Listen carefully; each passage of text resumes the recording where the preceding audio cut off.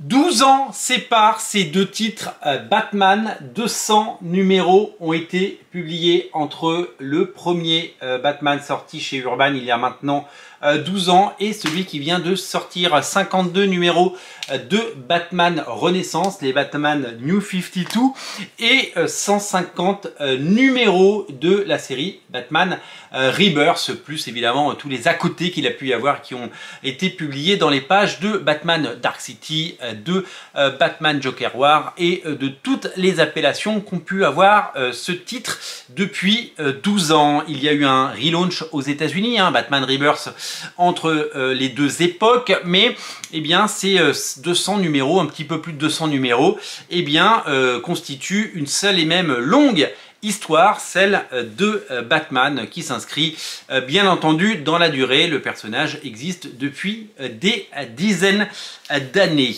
Il y a 12 ans est sorti cet album, Batman La Cour des Hiboux. Il faisait 176 pages, il fait toujours 176 pages.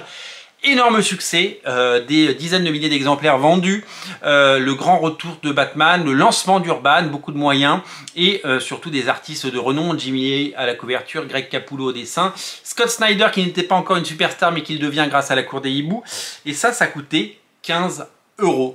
15 €, prix d'appel et prix du marché, puisque à l'époque les 100% chez Panini, les albums chez Delcourt comme Spawn par exemple, tous ces albums qui ont ce format, le format comics, qui contiennent à peu près tous 6 numéros, 5 ou 6 numéros, ça dépend des paginations et ça dépend évidemment du nombre de pages par épisode aux États-Unis. Ce format assez classique des comics, eh bien ça coûtait 15 balles, c'était la norme à l'époque. Depuis, il s'est passé plein de choses, les prix n'ont cessé d'augmenter et on arrive aujourd'hui, si vous l'achetez neuf aujourd'hui, si vous allez en librairie demain matin, ce même album qui coûtait 15 et qui était une forte sorte de prix d'appel coûte maintenant 18 € pour le même nombre de pages, 176 pages, et donc c'est véritablement eh bien, un autre type d'acte d'achat, parce que eh bien, pendant ce temps, vous le savez, même si les salaires ont augmenté depuis 12 ans, tous les salaires ont augmenté mécaniquement, même si c'est des miettes, eh bien, acheter un bouquin pour 15 balles, ça a été un acte assez facile. Acheter un bouquin à 18 €, ça devient une forme de, eh bien de réflexion qu'on peut se faire au moment de passer en caisse. Est-ce qu'on accepte de débuter une saga alors que le premier album et les suivants, puisque eh bien, il n'y en a pas qu'un comme vous pouvez l'imaginer, le premier coûte 18 €, c'est quelque chose d'assez engageant sur la durée.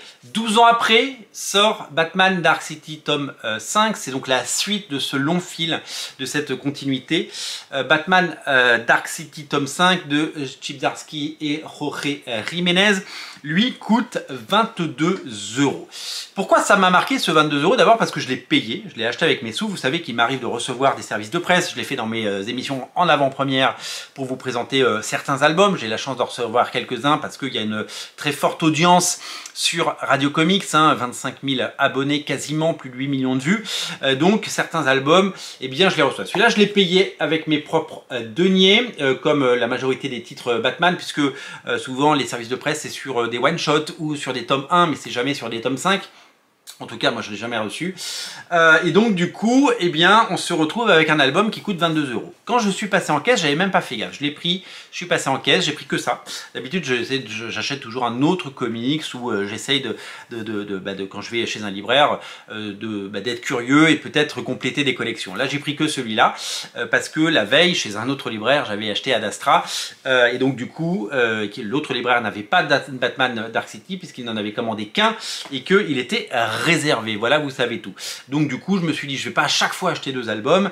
J'ai fait travailler deux librairies et j'ai donc acheté à chaque fois deux albums. 22 €. J'ai fait, ah ben dis donc, ok, c'est plus 15 balles, parce que j'avais le souvenir d'avoir payé ça 15 € et même de l'avoir offert. Je me souviens de l'avoir offert à mon frère notamment, qui m'a initié au comics il y a plus de 30 ans. Et bien, je lui avais offert pour un anniversaire en disant, tiens, lis ça, c'est vachement bien, tu vas voir. C'est pas pour ça qu'il a acheté la suite. C'est ça le problème, c'est que quand on offre des comics aux gens, c'est pas pour ça qu'ils achètent la suite. Je me suis dit, il s'est passé quoi? Pourquoi on est passé de 18 à 22 €? J'ai voulu comprendre. Donc du coup, j'ai fait cette petite analyse de prix que je suis allé chercher. chercher. Je suis allé voir le prix à la page. Vous savez, le prix à la page dont tout le monde parle et qui est un peu la norme. Quand on est autour de 10 centimes la page, ça va. Quand on est plus cher que 10 centimes la page, ça a tendance à tousser dans les comics. Les omnibus, c'est souvent ça, c'est 10 centimes la page. Et c'est vrai que c'est devenu une sorte de norme. Beaucoup de gens comptent comme ça. Moi, je compte pas comme ça. Je me dis juste, voilà, ça coûtait 15, ça coûte 22, 7 € pour ce qui est juste le nouvel album de Batman en espace de 12 ans. Je trouve ça assez conséquent et j'ai voulu comprendre. Donc pour faire cette analyse du prix à la page, je suis allé voir évidemment le nombre de pages. Ça fait 176 pages. Quand ça coûtait 15 balles, eh ben, la page était à 8 centimes, ce qui est un super prix, un super deal. Et que maintenant qu'il coûte 18 €, on est à 10,2 centimes. 10,2 centimes d'euros. Celui-là, il est à 22 €, mais il fait 208 pages. Il y a 5 numéros, mais comme il y a le numéro 150 qui est plus grand, parce que vous savez, les numéros anniversaires ont plus de pages, eh bien, on est sur 208 pages pour 22 €. Donc, le prix est plus cher, le prix est plus gros, 22 € versus 18, mais il y a plus de pages.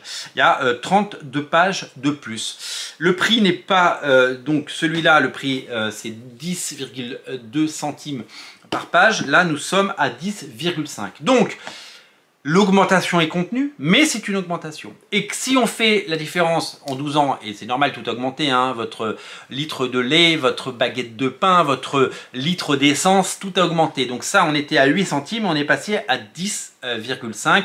Ça fait 2,5 centimes à la page. Ben, c'est pas rien. C'est quand même assez important de voir cette évolution. La vraie question, c'est de se dire jusqu'où ce sera acceptable. On sait que Batman Dark City tome 5, ça vend moins que Batman Renaissance tome 1. Pourquoi ça vend moins? Parce que il n'y a plus cet effet de surprise. Il y a des gens qui qui ont quitté le navire. Il y avait un effet nouveauté. Puis c'était une saga culte. On savait pas qu'elle était culte à l'époque, mais elle allait le devenir. Il y a beaucoup de critiques aujourd'hui sur le run de Chip Zdarsky, à tort ou à raison. On n'est pas là pour juger dans cette émission. C'est simplement une sorte de lassitude. On peut pas, vous le savez, avoir autant de lecteurs sur un tome 18 que sur un tome 1 parce que ça s'effiloche au fil du temps. Il y en a certains qui quittent le navire, d'autres qui passent à autre chose, et puis on peut avoir de l'argent à un moment et puis on peut perdre son emploi, et quand on n'a plus d'argent disponible, c'est les loisirs qui trinquent en premier, et notamment la lecture. Donc les accidents de la vie, ce sont des choses qui arrivent. Donc pour toutes ces raisons, pour toutes ces raisons, il y a moins de lecteurs, et c'est vrai que la tendance n'est pas très bonne. Ça risque de changer l'année prochaine avec Absolute Batman, avec le retour de Jim Lee, avec le Batman Last Halloween de Jeff Lobb, et avec le Batman and Robin Year One de Mark Waid et Chris Samnee. Il y a beaucoup de gros titres Batman qui arrivent dans les prochains mois. L'engouement, l'intérêt sur le personnage va revenir. C'est juste une question de cycle, et là-dessus, c'est pas définitif, c'est quelque chose de tout à fait normal. Donc nous sommes sur un prix quand même. Le problème, c'est pas le nombre de pages, le problème c'est pas le prix à la page, c'est l'acte d'achat. Quand vous arrivez en boutique, vous prenez un bouquin qui a marqué 22 €, eh bien on hésite. Alors que 15 balles, on hésite beaucoup moins. C'est le risque. Mais vous le savez, sur ce prix de vente, un éditeur ne gagne que 20%. Quand Urban vendait ça 15 € à l'époque, il récupérait 10%, ça fait 1,50 €, il récupérait donc 3 € sur cet album. Sur 22 €, il ne récupère évidemment pas 22 €, il récupère 4,40 €, donc 4,40 € rentre chez Urban. Le reste est partagé entre la distribution MDS et la diffusion MDS et le libraire, donc qui chacun se partage le reste, mais l'éditeur récupère environ 20%, c'est à peu près les chiffres dans la profession. Donc il reste seulement 4,40 €. Quand le problème des augmentations de prix, on le sait, hein, pourquoi les prix ont augmenté. Il y a un autre facteur que je vais vous expliquer.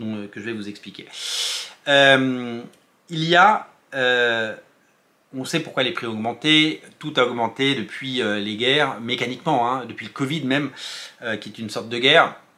tout a augmenté parce que les gens ont spéculé. Ça n'a pas augmenté parce que les choses ont augmenté, c'est juste que sur les marchés, tout est sur les marchés, hein, le litre de lait, le kilo de beurre, les œufs et bien sûr le papier, l'encre et tout ce que vous consommez, l'énergie, l'électricité, le transport, et bien tout est soumis aux lois du marché. Et quand des gens décident de créer la rareté et donc de spéculer pour vendre plus cher, et bien nous, consommateurs et les entreprises doivent encaisser ces hausses. Donc tout a augmenté, le prix du papier, le prix de l'électricité, le prix de l'encre, le prix du transport pour acheminer les bouquins qui naviguent dans des camions, et pour pas dire des bateaux pour certains, parce que certains sont fabriqués, vous le savez, certains comics sont fabriqués en Inde, certains comics sont fabriqués en Chine, en Asie, et font des kilomètres, pour pas dire des milliers de kilomètres.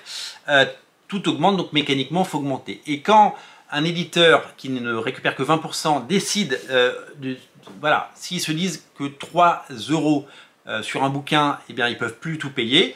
S'ils décident d'augmenter de 20 centimes, par exemple, ils se disent, ben voilà, tout a augmenté, donc moi je dois augmenter mes prix de 20 centimes, donc plutôt que récupérer 3 € par bouquin, je vais récupérer 3,20 €.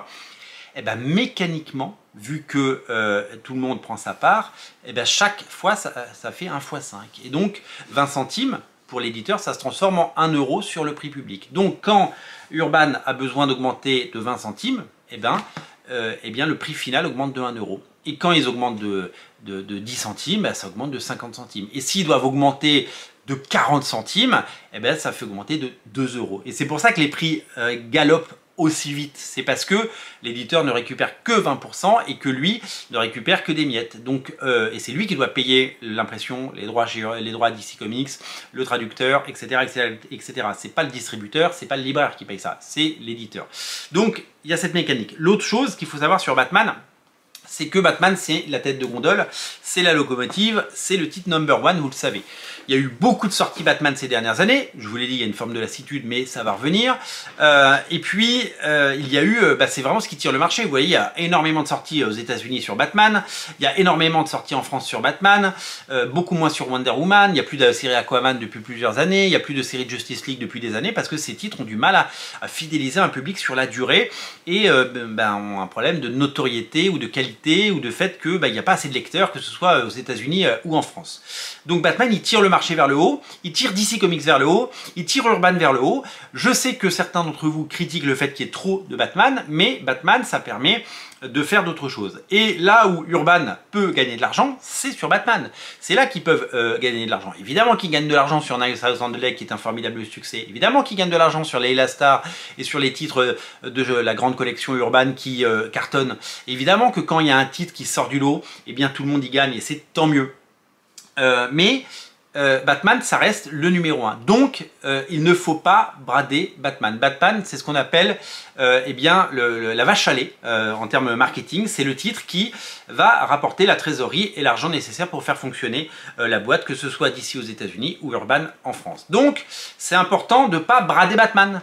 C'est important de ne pas brader Batman et c'est important que Batman soit au juste prix. Vu que, Urban le sait, même si c'est un tome 5, même si ça fait longtemps que les lecteurs de Batman, certains ont fui, celui-là, il est promis à un bel avenir, quoi qu'il arrive, parce que c'est la suite. Et même si sur les dizaines de milliers de personnes qui ont acheté celui-là, il ne reste plus que 5 à 10 000, eh bien, ces gens-là vont l'acheter. Et qu'il coûte 18, 19, 20 ou 22 €. Donc c'est important pour un éditeur d'avoir un titre qui marche et qui dégage suffisamment de bénéfices et suffisamment de marge pour payer tous les frais de fonctionnement, pour payer les droits à DC Comics. On ne connaît pas les chiffres, mais on avait entendu il y a quelques années ce chiffre de 1 million de dollars de fees annuels versés à DC Comics pour pouvoir éditer le catalogue d'ici et donc c'est compliqué parce que quand ils sortent des Chronicles qui marchent pas ou quand ils sortent du Green Arrow qui marche pas ou du Aquaman qui trouve pas son public, c'est très compliqué de rembourser ces sommes là, de recouper en tout cas ces sommes là une fois qu'on les a payées, parce que de toute façon DC Comics les touche quoi qu'il arrive. Ça s'appelle un minimum garantie et c'est contractuel. Donc vraiment c'est hyper compliqué pour Batman, pour Urban, qui doit trouver le la juste équation et passer ce titre-là à 22 euros, c'est un choix éditorial, mais aussi c'est le choix de la raison parce que ce titre-là va certainement payer pour d'autres. Et peut-être que vous serez content de découvrir un Green Arrow ou un Wonder Woman dans quelques semaines, un titre qui aura une rentabilité beaucoup plus hasardeuse, qui vendra peut-être que 800 ou 1000 exemplaires parce qu'il n'y a pas le lectorat en France, mais il sera entre guillemets financé par le reste. Donc finalement, bien DC et Urban appuient sur le titre numéro 1 parce que aussi bien au niveau de la quantité de titres qui sortent et du prix pour pouvoir financer le reste, voilà, parce que ce titre là marche et qu'il ne faut pas se priver d'un succès. 22 euros, quand je suis passé en caisse ça a piqué un peu, c'est une étape. Quelle sera la prochaine? Est-ce qu'on aura un jour une nouveauté Urban à 23, 24, 25 euros? Je ne sais pas. J'espère que ce sera le plus tard possible parce que, évidemment, qu'un nouveau lecteur ne sera pas forcément enclin à dépenser autant d'argent sur un album, même s'il est en couleur et qu'il est magnifique. Je vais aller voir un petit peu du côté des autres éditeurs pour voir les prix des sorties récentes. Ce prix, souvent, voilà, on avait en tête ce prix de 15 euros pour un 100% ou pour un must-have. Les must-have, ils ont commencé à 15 euros et puis il y a eu les augmentations. Ils sont tous, les moins chers sont à 16 euros. Alors, c'est pas encore à 18, 19. Enfin, il y en a, quand il y a plus de pages, ça peut monter à plus de 20 euros pour un must-have, évidemment. Mais pour les gros titres, pour les titres importants, aujourd'hui, on ne les donne plus. Un 100%, ça coûtait 10 euros quand ils étaient encore en souple il y a un peu plus de 10 ans. Et puis ils ont commencé à coûter 10 et 12 euros. Puis ils ont commencé à être en hardcover, ils ont commencé à coûter 14, puis 15. Et puis aujourd'hui, un album qui contient 4 numéros seulement, 4 numéros, j'allais dire 6 numéros. Enfin, il fait 176 pages. Il fait exactement le même nombre de pages que celui-là. Ultimate Invasion, qui est un formidable succès. C'est la meilleure vente de Panini cette année. Donc c'est un succès, il a été réédité, il y a eu 2 tirages, c'est un succès, ça c'est 22 balles. 22 balles, donc ça c'est quand même assez conséquent, c'est un acte d'achat qui n'est pas anodin. De la même façon, je suis allé voir pour les Spider-Man que j'aime bien parce que j'adore le dessinateur Juan Ferreira. Le Spine Tingling Spider-Man coûte lui aussi 22 euros. Lui, il y a un peu plus de pages. Il y a 184 pages. Il fait plus gros. J'ai eu l'impression qu'il était plus gros. Mais il fait juste quelques pages de plus. Donc voilà, 22 euros. Le Deadly Neighborhood Spider-Man qui est plus fin parce qu'il y a 5 numéros. Lui fait seulement 128 pages. Et il est à 19 balles. Donc en fait, être autour de 20 euros, c'est devenu la norme. C'est-à-dire que les 15 balles d'autrefois, c'est devenu les 20 balles d'aujourd'hui. Je suis allé voir du côté de Mark Millar. C'est pas la même chaîne de droit parce que c'est pas du Marvel et que c'est négocié directement avec Netflix, Dark Horse maintenant et Mark Millar. Un titre comme Big Game, 152 pages, c'est 21 euros. Alors ça les vaut, hein. Moi ça les vaut. Un bon album pour 21 euros que je me fais conseiller et que je vous conseille. Moi, 20 balles, ça me dérange pas de payer. Pareil pour Nemesis, 19 euros, il y a un peu moins de pages, c'est 144 pages. Et Ambassador qui avait plus de pages, 184. 184 pages, c'est le même nombre de pages que Tingling Spider-Man. Il fait 22 euros. Donc les prix sont cohérents et les prix sont évidemment tous assez alignés.